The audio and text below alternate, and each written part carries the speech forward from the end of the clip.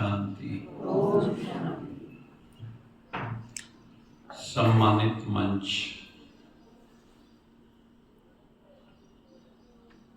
हमारी नीति दीदी जी जो हमें समय प्रति समय याद करती रहती हैं और आप सबके रूबरू कर देती हैं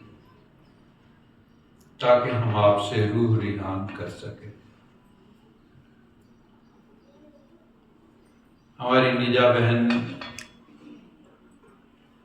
मंच संचालिका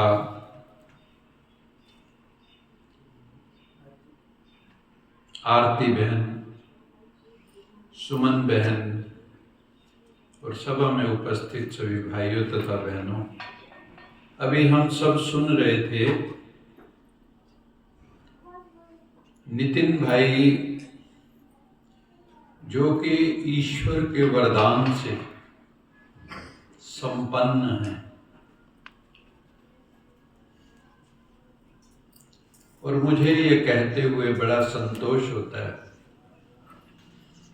कि जब हमें कहते हैं आप हमारे मम्मी डैडी हैं, हम दोनों को ये मम्मी डैडी बोलते हैं,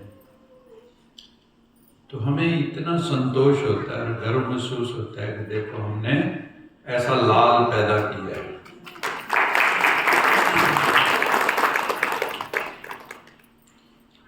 आप बताओ,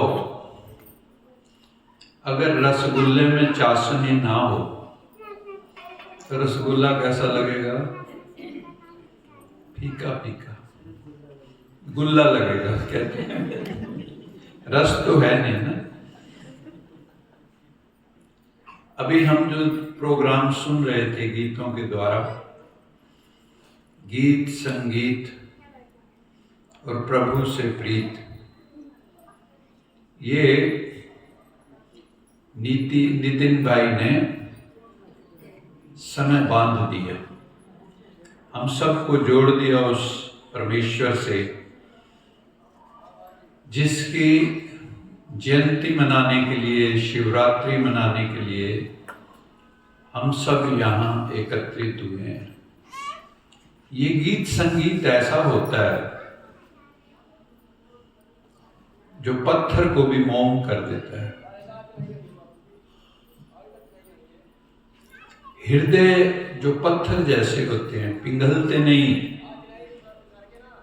जो भाव जगत है हमारा, उस भाव जगत में हमें प्रवेश करा के परमात्मा से जोड़ देता है। नितिन भाई ने वो काम किया। कहते ना, किसान पहले खेत में हल चलाता है, खेत को तैयार करता है, फिर बीज बोता है उसमें। अगर वैसे ही बीज बो दे तो शायद कोई अंकुरित होगा, लेकिन नितिन भाई ने जो समय बांधा, जो आप सबके हृदय के अंदर उसने परमात्मा प्यार का हल चलाया, मैं उसमें कुछ बीज बोना चाहता हूं।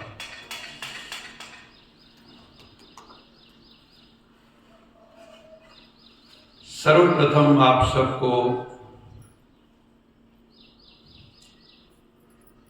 शिव जयंती की बहुत बहुत बधाई हो, बधाई हो। एक और बात है मुख्य, वो है कि मेरा भी आज जन्मदिन है, आध्यात्मिक जन्मदिन। मेरा जन्म भी शिवरात्रि के दिन ही हुआ था। प्रथम बार मैं ब्रह्मा कुमारीज में 1976 के अंदर, आज से 49 साल पहले आया था, 49 years ago। अब मेरा गोल्डन जुबली ईयर शुरू हुआ है, तो मुझे भी आप सब बधाई देंगे।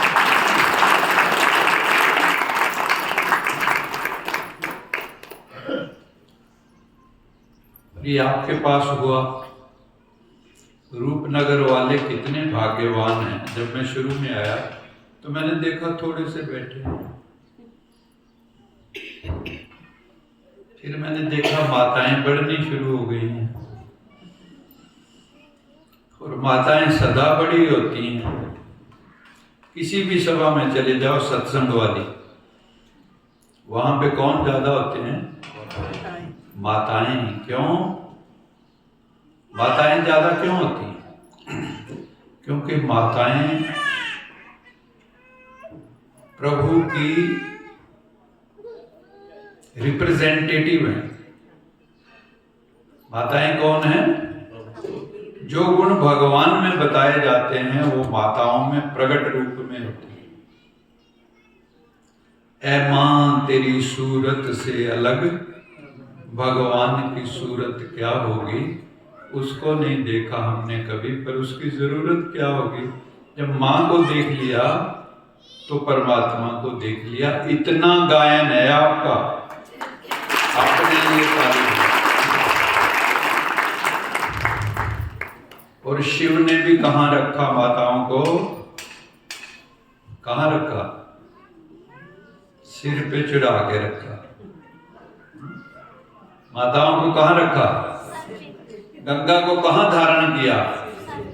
शिरोधार्य किया। क्या बोलते हैं? गंगा को शिरोधार्य किया अपने सिर में। तो माताएं तो बहुत ऊंची हैं, और शिव बाबा ने अब आगे देखो माताओं को कितना आगे कर दिया। जिनको लोग पांव की जूती कहते थे, जिनको बहुत अपमानित किया, जिनका अपना कुछ नहीं,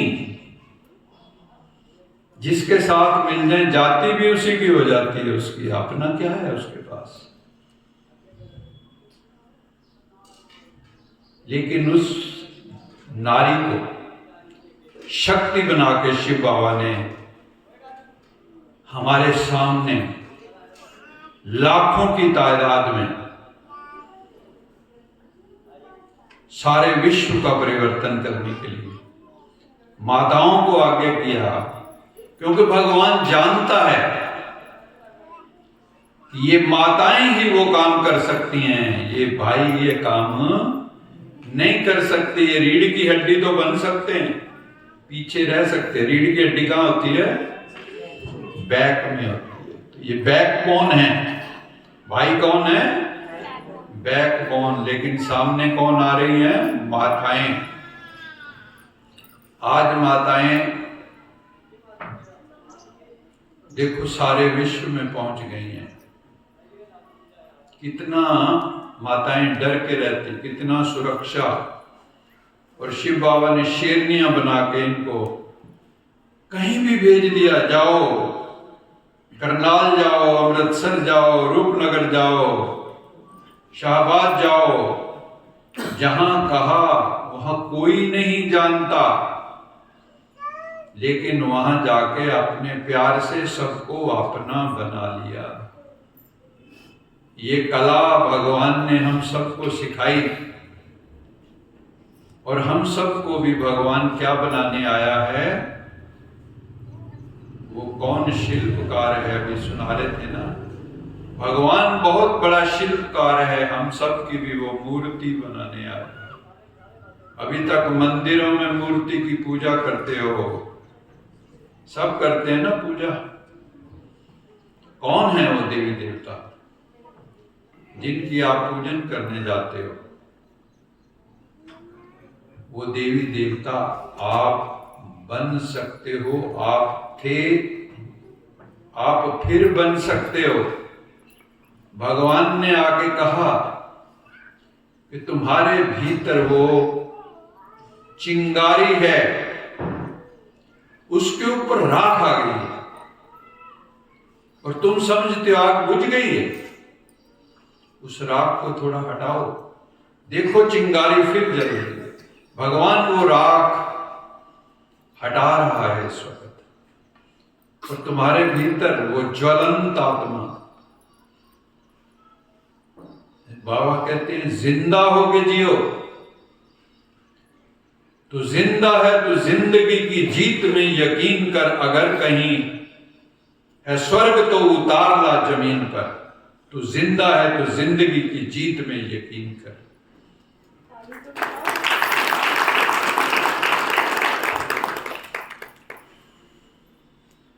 तो अपने को जीवंत बनाना है। हम मुर्दे नहीं, चलती फिरती लाशें घूम रही, छोटे छोटे सपनों के पीछे भाग रही। वैल्यू सिस्टम खत्म हो गया। हमने व्यक्तियों को वैल्यू देना छोड़ दिया, वस्तुओं को वैल्यू देना हमने शुरू कर दिया। भाई भाई का खून जमीन के लिए कर रहा है, भाई पिता का खून जमीन के लिए कर रहा है। मेरे पास एक भाई आए थे, मैं ज्योतिष लगाता हूं, तो पहले मैं शनिवार और एतवार का दिन ज्योतिष के लिए रखता था, तो सारे भारत से लोग आते थे। यूपी रामपुर बरेली के पास जो है, रामपुर से आए कोई भाई, उनका जो वहां पहले रजवाड़ा होता था, उनकी महल उनके पास था, वहां रहते थे। तो उन्होंने कहा, सर मैं आपसे एक सवाल पूछने आया हूं, मैं ज्योतिष लगा के देखा। मैंने कहा, क्या सवाल है आपका? कहता, मुझे ये बताओ, मेरे जो पिताजी हैं ये अरबों रुपए की संपत्ति पे सांप बन के कुंडली मार के बैठे, अरबों की संपत्ति पे सांप बन के कुंडली मार के बैठे हैं और मुझे देते नहीं। मैं कहा, यार इसका तो आंसर तो खुद ही दे रहा है, तू ऐसा नालायक पुत्र है। उनकी समझ में आ गई ये बात, ऐसे नालायक पुत्र को देंगे क्या वो, जो उनकी मौत की कामना कर रहा है 24 घंटे। और मुझे पूछने के आया, मेरे पिताजी की मृत्यु कब होगी?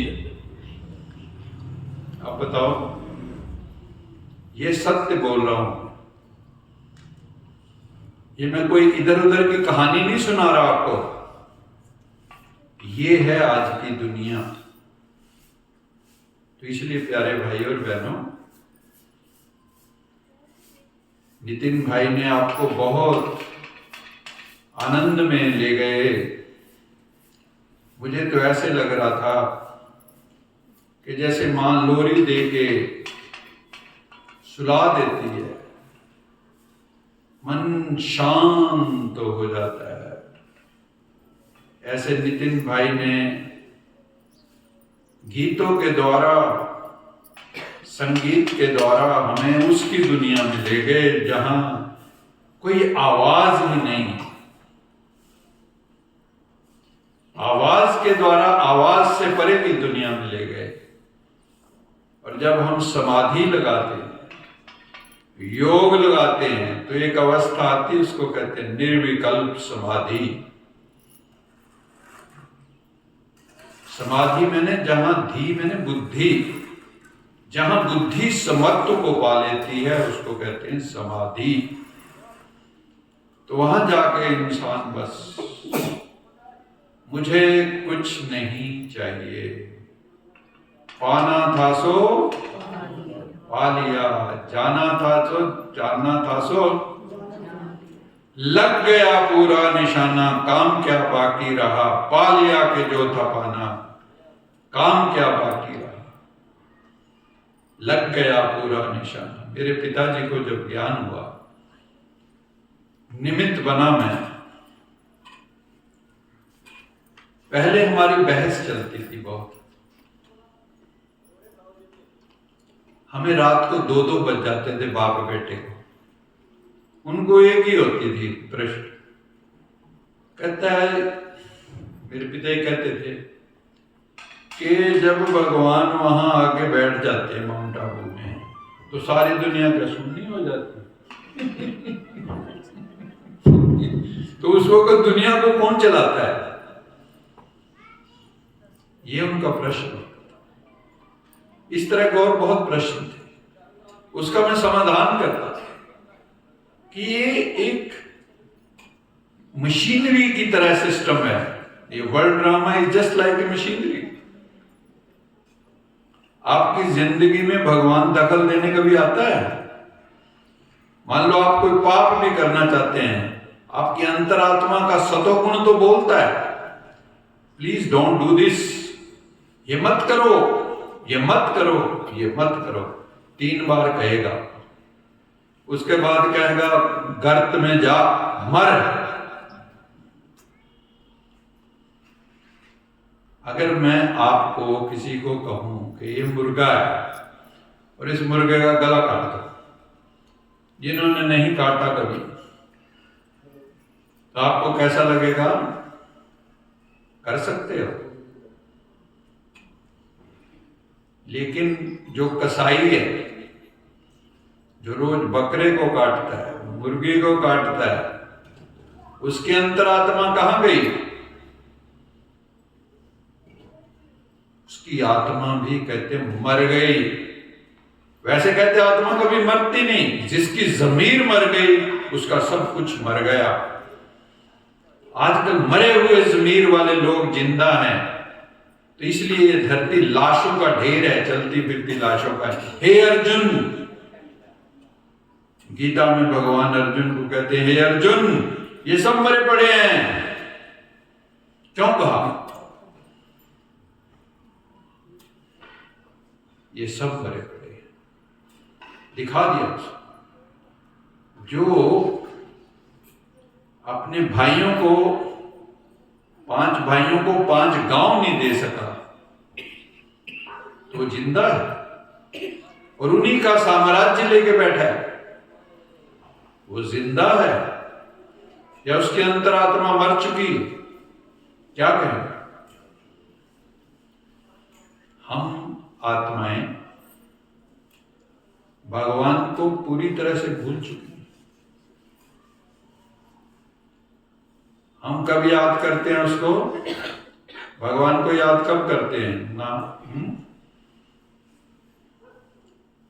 दुख में सिमरन सब करे, सुख में करे ना कोई। जो सुख में सिमरन करे तो दुख काहे कोई। हम बड़े स्वार्थी टाइप के लोग, मतलबी यार हैं हम। भगवान से मतलबों से सौदे करते हैं। हमारा ये काम कर देना, जैसे दफ्तर के बाबू को रिश्वत देते हैं, हमारा ये काम कर देना। अरे कौन है वो? किससे सौदा कर रहे हो? अरे तुम्हारा पिता है, तुम मालिक हो, उसके बच्चे हो, बालक सो बालक हो, और मांग रहे हो भीख। राजा का बेटा अगर भीख मांगता, सड़कों पे घूम रहा हो, तो क्या कहेंगे? राजा का बेटा अगर सड़कों पे भीख मांगता हो, तो आप क्या कहेंगे? इसका अपने बाप से रिश्ता टूटा है, नहीं तो ये तो राजकुमार। हमारा भी वही हाल है। बाबा कहते हैं दुनिया ऑर्फन्स हो गई है, यतीम है, ये अनाथ, बाप को भूले हुए, शिव को भूले हुए हैं। गुरबाणी में भी शिव कल्याणकारी जो परमात्मा है, जिसके लिए एक ओंकार का, वहां पे एक शब्द आता है, ओंकार सतनाम करता पुरख निर्भव निर्वैर काल मूर्त अजूनी से भंग गुरु प्रसाद जप आद सच जुगाद सच है भी सच नानक होसी भी सच। हमारे घर में गुरु ग्रंथ साहब हम बचपन से पढ़ते हैं, उसमें जो शब्द है सैभंग, उसका मतलब होता है स्वयंभू। स्वयंभू शब्द सिर्फ शिव के साथ आता है। स्वयंभू शब्द सिर्फ शिव के साथ आता है। शिव स्वयंभू, कई उसको बोलते थे शिव शंभू। शंभू नहीं है, स्वयंभू। भगवान ब्रह्मा शंभू नहीं कहा, विष्णु स्वयंभू नहीं कहा, शिव स्वयंभू। इसलिए गुरु गोविंद सिंह जी ने भी क्या कहा था? देह शिवा बर मोहे अहे, शुभ कर्मन ते कबहू ना करो। न डरो अरे सोम जब जाए लरो, निश्चय करे अपनी जीत करो। हे शिव परमात्मा,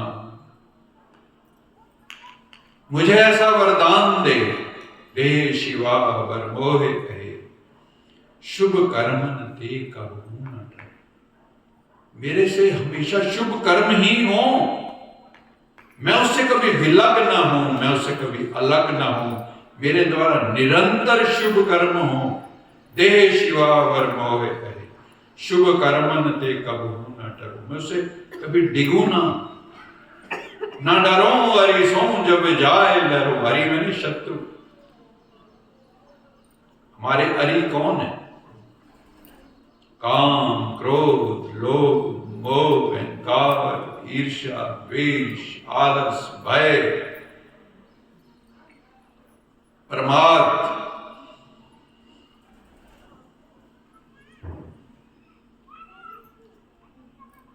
अरि से जब जाए लरो, निश्चय करे अपनी जीत करो। मैं जीत के निकलूंगा।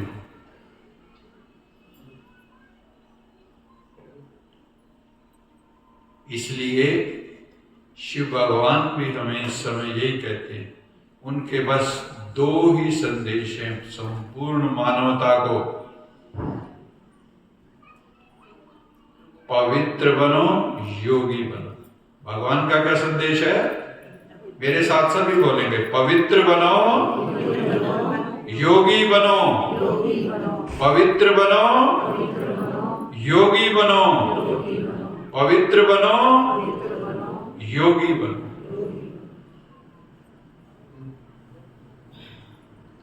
गीता के अंदर भी यही, तपस्वी भ्यो अधिको योगी, ज्ञानी भयोपि मतोधिक, कर्मिष्ठ भ्यो अधिको योगी, तस्मात् योगी भव अर्जुन। योगी ज्ञानियों से भी श्रेष्ठ है, तपस्वियों से भी श्रेष्ठ है, कर्मकांडियों से भी श्रेष्ठ है। हे अर्जुन, इसलिए तू योगी बन। तस्मात् योगी भव अर्जुन, इसलिए तू योगी बन। कमाल की बात, युद्ध के क्षेत्र में कह रहे हैं योगी बन, है ना अद्भुत बात। कौन सा युद्ध है? कौन है कौरव पांडव? हमारे मन में ही बैठे हैं। कौरव पांडव कहां हैं? ये कुरुक्षेत्र कहां है? कुरु मैंने कर्म, करना। कर्म का क्षेत्र कौन सा है? धर्म का क्षेत्र कौन सा है? जो गीता का पहला ही श्लोक, कर्म क्षेत्र है, धर्म क्षेत्र, धर्म क्षेत्र। तो जो धर्म का क्षेत्र है, ये है, ये युद्ध यहां लड़ा जाता है, यहां आत्मा है। इसलिए माताएं बिंदी लगाती हैं, पुरुष लोग तिलक लगाते हैं। यहां पे शंकर जी का तीसरा नेत्र भी दिखाते हैं। भगवान आके हमें तीसरा नेत्र दे रहा है, और इस तीसरे नेत्र के एक्टिव होते ही दिखाते हैं, शंकर जी ने तीसरा नेत्र खोलते ही काम को भस्म कर दिया। शास्त्रों में है ना ये कथा, कामदेव को कहते हैं भस्म कर दिया। तो हम सब का भी जब ये तीसरा नेत्र खुल जाता है, जब हमें इसका ज्ञान हो जाता है, ये ज्ञान चक्षु खुल जाता है, तो विषय विकार समाप्त हो जाते। नहीं तो मंदिरों में गाते ही रह गए, विषय विकार मिटाओ, पाप हरो देवा, श्रद्धा भक्ति बढ़ाओ, संतन की सेवा, ओम जय जगदीश हरे। अब भगवान क्या कह रहे हैं? तुम कहते थे ना मुझे रोज मंदिरों में जाके, क्या कहते थे? विषय विकार मिटाओ। मैं आया हूं, मैं आया हूं विषय विकार मिटाने। तैयार हो? तैयार हो? कहते हैं नहीं, इनके बगैर गुजारा नहीं चलता। आजकल कोई शरीफ बच्चा हो ना, उसके माँ बाप कहते हैं ये दुनिया के काबिल नहीं, ये दुनिया में कामयाब नहीं होगा, इसको हेरा फेरी नहीं आती। तो जितना ज्यादा दुष्ट उतना ज्यादा कामयाब, क्योंकि कलयुग है। लेकिन भगवान क्या कहते हैं, तुम मेरी नैया में बैठो, ये सत्य की नैया है, ये हिले डुलेगी बहुत, डूबेगी नहीं। सत्य कभी पराजित नहीं होता, लेकिन विघ्न बहुत आता। तो इसलिए भगवान जो सत्यम शिवम सुंदरम है, जो सच्चिदानंद स्वरूप है, जो सत श्री अकाल मूर्त है, सत श्री अकाल, वो परमात्मा अभी आया हुआ है। मैंने अनुभव किया, मैंने, हमने देखा, हमने पाया, शिव बोला भगवान। कितना मीठा, कितना प्यारा, शिव बोला भगवान। मैंने बात की है, हम बातें करते हैं हमसे, पहले ही बता देता है कई चीजें, भी ऐसे है बच्चे, ऐसे कर लेना। मैं कल भी सुना रहा था, परसों शायद, करनाल में एक महात्मा जी आए हुए थे, परमानंद जी, स्वामी परमानंद, मध्य प्रदेश से, चित्रकूट मध्य प्रदेश, सतना से। उनको भगवान ने छुआ, शिव बाबा ने उनको अपना स्पर्श दिया, उनकी रूह खिल उठी, और वो जगह जगह जाकर महात्माओं को भी समझा रहे। कहते मैंने अनुभव किया है, मैंने हड्ड बीती, जग बीती, दो बातें होती हैं। एक तो होता है जगत के साथ बीत रही है, मेरा अपना अनुभव नहीं। एक होता है मेरा खुद का अनुभव, मैंने खुद गुड़ खा के देखा है, मैं गुड़ के बारे में जानता हूं, आपको खिला सकता।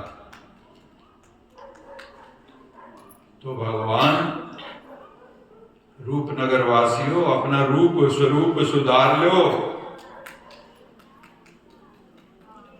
ये बातें याद आएंगी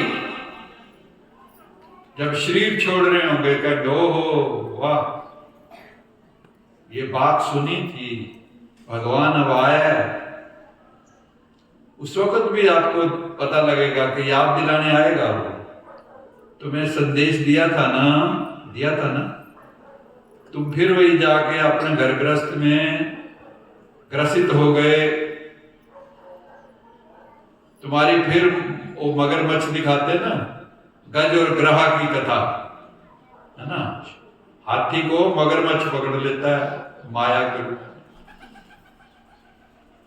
तो हमें पकड़ने के लिए, जकड़ने के लिए सारे बैठे हैं, हिलने नहीं देंगे, मोह की रस्सियां काटने नहीं देंगे। ये मोह की रस्सियां हम सब में बंधी हुई हैं। बंदरी को दिखाते हैं ना, उनका बच्चा मर जाता है तो छाती को लगा के रखती हैं, एक एक हड्डी पसली उसकी गिर जाती है सूख सूख के, लेकिन मरे हुए बच्चे को भी छोड़ती नहीं। तो इसलिए सारा गीता ज्ञान 18 अध्याय जो भक्ति मार्ग में भी दिखाए, अर्जुन को किस लिए दिया, अर्जुन को किस लिए गीता ज्ञान दिया, उसको मोह व्याप्त होता। अरे ये मेरा तो जो चाचा खड़ा है, ये मेरा फलाना खड़ा है, मेरे गुरु जी खड़े हैं। भगवान ने क्या कहा, तेरे मेरे अनेक जन्म हो चुके हैं, तू नहीं जानता, मैं जानता हूं। मूर्खानंद, इसको समझ। लास्ट में जाके अर्जुन कहता है, 4 शब्द बोले हैं उस श्लोक में, कीमती, नष्ट मोहा स्मृति लब्धा तो प्रसादात्मया अच्युत। मेरा मोह नष्ट हो गया है, मुझे स्मृति प्राप्त हो गई, मैं होश में आ गया हूं। मैं बेहोशी में था पहले, मुझे सचमुच की मां लगती थी, मुझे सचमुच का बेटा दिखता था, जिस वक्त अर्जुन का बेटा अभिमन्यु शहीद हो गया युद्ध में, तो अर्जुन श्री कृष्ण को कहता है, अभी मैंने तो मिलना है उसको, अभी भी मुझे जहां भी है वो मिलाओ उसको। उन्होंने कहा छोड़ यार, ये ड्रामा है, अभी बैठे हो, अभी जाना पड़ सकता है, ये भी पता नहीं कौन घर पहुंचेगा कि नहीं पहुंचेगा, कोई गारंटी है किसी के पास गारंटी कार्ड? तो वो जिद पकड़ गया, कहता मैंने तो मिलना है। तो वो ले गए ऊपर उसके सूक्ष्म शरीर को, अर्जुन को ले गए, वहां आगे बैठा हुआ था, कुर्सी पे चाय पी रहा था बैठ। तो उन्होंने कहा भी, वो गए, बेटा बेटा बेटा। कौन बेटा? मैं नहीं जानता आप कौन हो।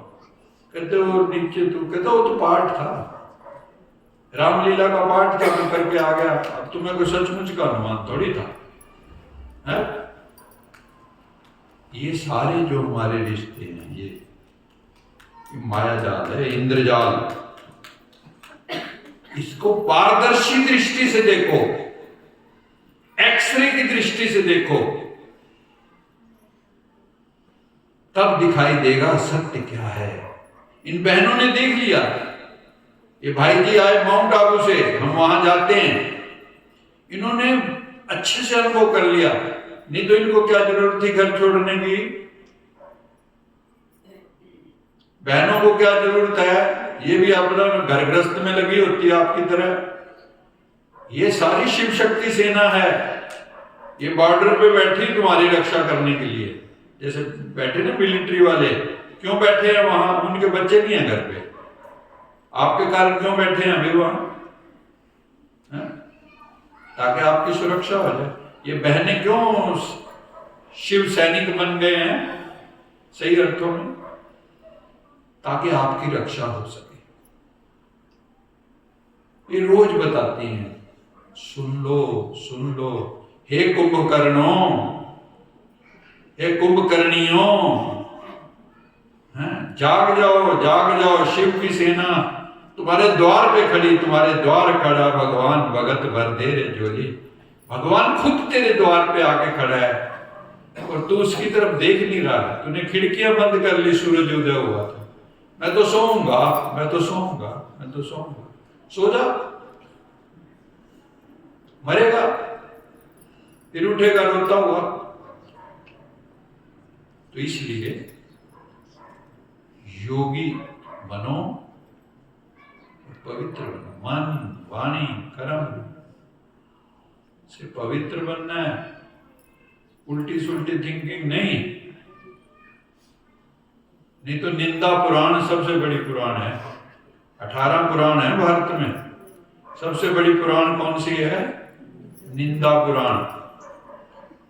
देखो हमारा, मैं कई बार ना सत्संग होता है जहाँ, जैसे अभी सत्संग हुआ,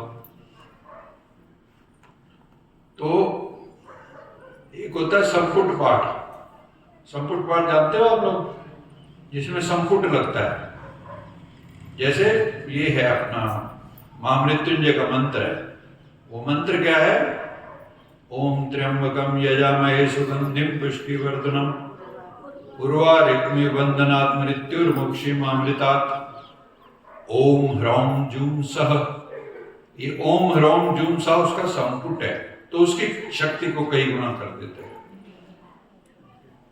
तो एक होता है संपुट पाठ, एक होता है लंपट पाठ। दुनिया वाले करते हैं लंपट पाठ। अभी सत्संग सुनेंगे, घर जाएंगे फिर वही पुरानी बातें, पुराना ढर्रा, दिल है कि मानता नहीं है, अंदर खोपड़ी के कुछ टिकता नहीं, जाएं तो जाएं कहां। तो इसमें आज जो है ना, कोई बात लेके जाना, कोई बात पकड़ के जाना, कस के पकड़ लेना। ऐसे जैसे माताएं गांठ बांधती थी ना पहले, मेरी माँ चुन्नी में गांठ बांधती थी, तो मैं कहता था ये क्या है, कहती थी ये फलानी चीज के लिए बांधी थी, इसको याद रखना। तो आप भी गांठ बांध के जाना, कोई ना कोई चीज पकड़ के जाओ। हम लोग वैसे ज्यादातर क्या कहते हैं कि जिसमें जो ज्यादा विकार है उस विकार की छुट्टी करो। हर एक में एक विकार प्रिडोमिनेंट होता है, पता, विशेष होता है। किसी में काम, किसी में क्रोध, किसी में लोभ, किसी में मोह, किसी में अहंकार, किसी में ईर्ष्या, किसी में द्वेष। कोई ना कोई विकार एक प्रधान होता है, बाकी वो सारों को पकड़ लेता है। उनकी बड़ी यारी है, विकारों के आपस में बड़ी यारी है। तो मेरा कहने का मतलब यह है, एक चीज को आज छोड़ के जाना अपने दिल से। अगर क्रोध ज्यादा आता है तो क्रोध को छोड़ के जाना, लोभ ज्यादा है लोभ छोड़ के जाना, मोह ज्यादा है मोह छोड़ के जाना, कोई ना कोई चीज छोड़ के जाना। लेक्चर थोड़ा सा लंबा हो गया है, तो आप सब ने बड़े ध्यान से सुना, बड़े प्यार से सुना। मैं कोशिश कर रहा था तुम्हारी रूह में घुस जाऊं, तुम्हारी रूह में भगवान को घुसा दूं, ताकि कुछ तो चेंज हो के जाए। रूपनगर वाले अपना और सुंदर रूप निखार लें, सोने सोने बन के आए अगली बारी। जब आए आपके चेहरे से भगवान झलकता हो, है ना।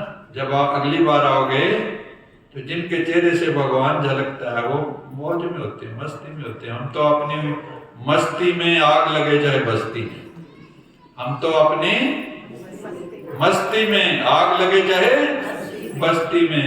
घर फूक तमाशा जो देखे वो आए हमारी महफिल में।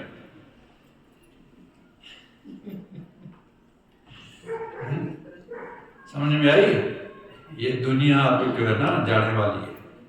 अभी ज्योतिषियों ने भी कहना शुरू किया, मैं भी बता रहा हूँ आपको, ये जो 30 मार्च आ रहा है ना, ये बहुत बड़ी क्रांति का टाइम आने जा रहा है।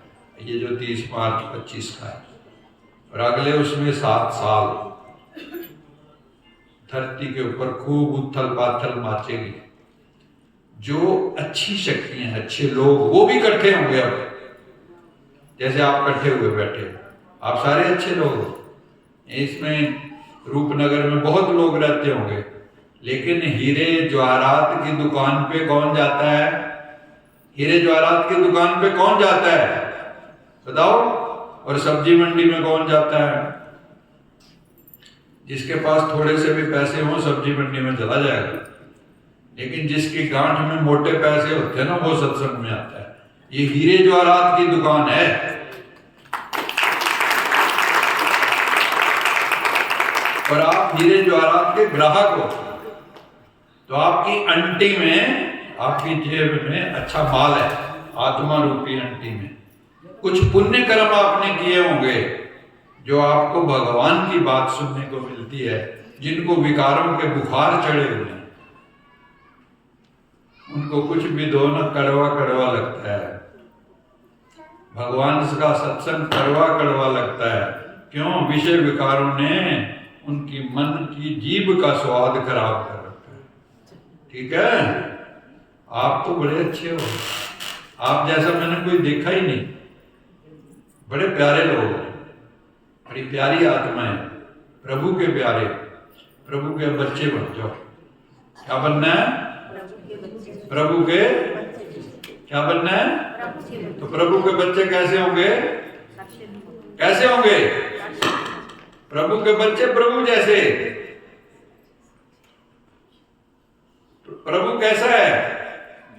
आनंद का सागर, प्रेम का सागर, सुख का सागर, शांति का सागर। तो ऐसा बन के आना है। अगली बारी मैं आऊंगा, आप सबकी हाजिरी फिर लगाऊंगा। ठीक है? अच्छा, मैं एक बार फिर से आप सबको शिवरात्रि की ढेर सारी मुबारक देते हुए, नीति बहन का और नितिन भाई का, क्या बात है, एक ना शब्द का ही है पर ये दोनों भाई भाई नस्ली, भाई बहन नस्ली बन गए। इनकी तो राशि भी एक बहुत बहुत और आप सबका, ये जो महापुरुष बैठे हैं, जो पुरुष तो थोड़े रह गए, माताएं जीत गई। चलो माताओं के लिए आखिर में ये उद्घोष करते हुए ये वाणी को विराम देता हूँ। भारत माता की, भारत माता की, भारत माताओं की, वंदे वंदे वंदे। ओम शांति।